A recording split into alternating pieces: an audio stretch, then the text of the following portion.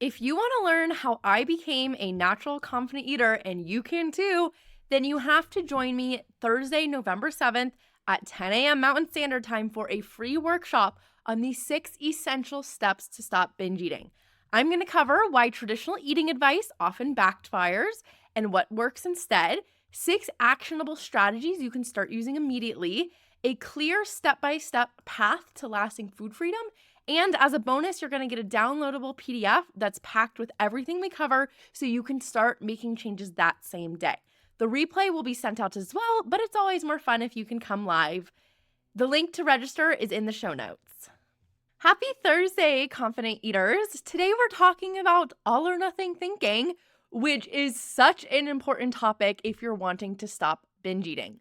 So all or nothing thinking is also called black and white thinking around food. It's being good around food and bad around food. It's really this binary thinking where we think it's either this way or that way. There's only 2 options of how we can be. So when we say something like, oh, I've been so bad with food today, or I've had a really good week with my eating, that in itself is all or nothing thinking because we're creating only 2 options for how our eating can be instead of seeing our eating as a spectrum, which is how natural eaters see their eating as a continuous stream of options that are available to them versus good and bad options. So you'll know you're having all or nothing thinking when you have thoughts that sound like the following. I've already been bad today, so I'll just start tomorrow. I'll be good at another time. This will continually put off your eating goal until a later date and continue to reinforce your binge eating habit. Thinking I was supposed to be eating clean today, but now I've ruined it with this cookie, time to keep going. I can't be trusted around certain foods. I know I will eat the entire box if I have one. This one completely eliminates the possibility of you even being able to stop at one. If you just decide, once I start, I can't stop, that's either the option of I can't have any at all or I have all of it, when really there's a lot of options in between there. Having strict food rules, such as I'm never going to allow myself processed sugar again, or going to these untrue absolute about foods. Eating more than X grams of carbs is bad. All sugar is bad. If you have a list of foods that say this is good foods and this is bad foods, this is all or nothing thinking.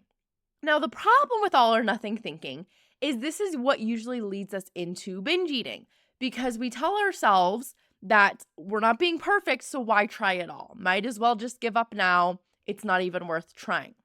Why would we even be in this thinking if it's so unhelpful? There's a few reasons why we get caught in all or nothing thinking. The first one being our brains love to save energy. Our brain is the most energy intensive organ that our body has, and so it is constantly looking for ways to make things simpler for us. So what is simple to our brain is having 2 options, good foods and bad foods. What is not simple to our brain is having to think of all the nuances every time we eat a food. For example, oh, this cookie has sugar in it, but this sugar could also fuel me, and this sugar also has joy. But I don't want to eat too much sugar, otherwise I'll get a stomach ache. But I have to have a lot of sugar in order for that to happen. So see how we have all these nuances to actually eating the food, but instead our brain says, let's just call the cookie bad so we don't have to think about all those nuances. So it's going to help our brain save energy when we have these 2 options. It doesn't want to think about all of the options, which is why we have to intentionally show our brain that there's a big gray area in between all or nothing thinking. So another reason we get caught in all or nothing thinking is because of diet culture. Diet culture has given you these rules that seem very simple and they sell very well. It is easy to make money off of something when you're saying, this is the way things should be and this is the way things shouldn't be. Here are 5 secret foods that are actually killing you. Pay me $100, please. Right? So when we have those rules around food, it makes a really good marketing strategy. Listening to our body is a bit more complicated than that, but it can be simple. I like to teach it in a simple way with my hunger scale, but listening to our body is definitely more nuanced than a do this and not that list. It has a lot of considerations to take into place. So diet culture is really teaching us this perfectionistic mindset that in order to be healthy, in order to reach our goals, we must do things perfectly. And that's just not the truth. we actually do a lot worse when we're trying to reach our goals perfectly than if we were to just try to reach them consistently. We do not live in a perfect world as a perfect human. We are not robots. And if you want to reach a goal in any area of your life, whether it's food and eating and stopping binge eating or elsewhere, flexibility is a requirement. You must be able to adapt and change to different situations based on what's happening in that moment. So, for example, there's going to be times where you're not planning on having dessert and someone inevitably brings cookies. And you have to make a decision if you want one or not. And you can't just say, no cookies for me, or screw it, I'm going to have all the cookies, because that never works. Or some days you're just going to be hungrier than another day. And if you look to your calorie counter that says you need to have the same amount of food every day, you're not going to know what to do. But if we can be flexible, we're able to allow ourselves more food on the days that we need it and allow ourselves less foods on the days that we don't. So if we were to go into all or nothing thinking in those situations, it's going to be impossible to reach your goals as a confident eater. And when we think in these black and white terms, we can often produce a lot of guilt, shame, and anxiety, which are major triggers for a binge. I recently had a client think, maybe I should just go back to calorie counting, because if I just had a strict guideline on, this is how many calories I need a day, and if I finally knew the calories and everything and could see it written out, then I would stop binge eating.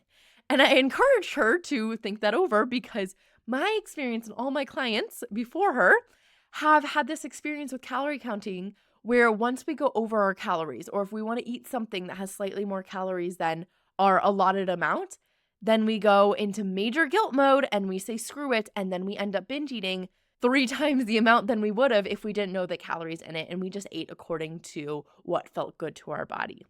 So ultimately, when we're in this black and white thinking, it is going to keep you overeating much longer than you need to. If you can get out of these thoughts, you're going to be able to move on much quicker from a binge and not get stuck in it for days on end. You're going to be able to go to a party and decide to just have one cookie and move on without secretly eating the rest of them in the bathroom, like I have done before. You'll be able to truly eat anything in moderation when we get out of this. So, how do we stop all or nothing thinking with food?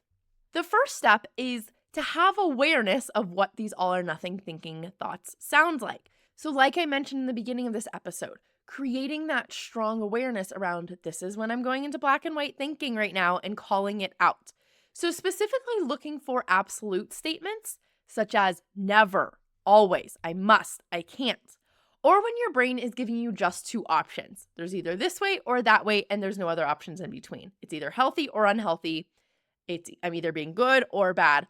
And then call it out, say, this is my untrue all or nothing thinking. There are options in between. And reminding yourself there are never actually 2 options. It's never this way or that way, because your day is filled with hundreds of moments and choices. We can't have a good day with food because there might be some times where we are slightly overeating. Or we can't have a bad day with food because there might have been some times that we actually listen to our hunger. It's all nuance, and there's a lot of variation within our days and our choices. And food itself can't be healthy or unhealthy, good or bad. And if you don't believe me and you say, no, surely there are some foods that are completely unhealthy, I want you to go listen to episode 26, what to call foods instead of good or bad, because this is going to go over why there are actually no good or bad foods and how to get out of that thinking that there are. Food and our eating decisions are always going to be on this spectrum. There are nuances, and we want to consider this gray area, not just the black and white. I always tell my clients to think of yourself as a fancy sliding dimmer light switch. You are not an on and off light switch. You have all the fanciness to go in between the hundreds of options of brightness. You have the sliding scale of options to choose around food. Third, I want you to start including foods you love throughout your week. So stop trying to be perfect every single day, only to get to the 4th day feeling so completely depleted of willpower that you just say screw it and binge the next 3 days after that. Instead, you want to give yourself permission to have these foods throughout your day and week to show your brain that these foods are not going anywhere, and you don't have to binge on them the second you give up and start eating them. And make sure when you're eating these foods that you're using neutral terms around them. So neutral terms are calling a cookie just a cookie and chips just a chips, not calling it unhealthy or bad. I personally like to have a sweet with my meal most days because I know that I have chocolate coming at dinner later. I don't feel the need to go crazy with it now. I don't say screw it and just eat all the chocolate plus some cookies plus some chips after and finish off the ice cream. I know that because I get this food anytime I want, I don't need to have it right now. So, the main thing I want you to take with you today is that what messes up your eating is never that one cookie. It's when you say, I ruined it over one cookie, and then you go eat five more cookies. That's where the damage is actually happening. The damage doesn't happen from that first bite of the food, the damage happens from that all or nothing thinking. So, that's what we want to focus on getting rid of. And that will help you become the natural, confident eater of your dreams. Talk to you later.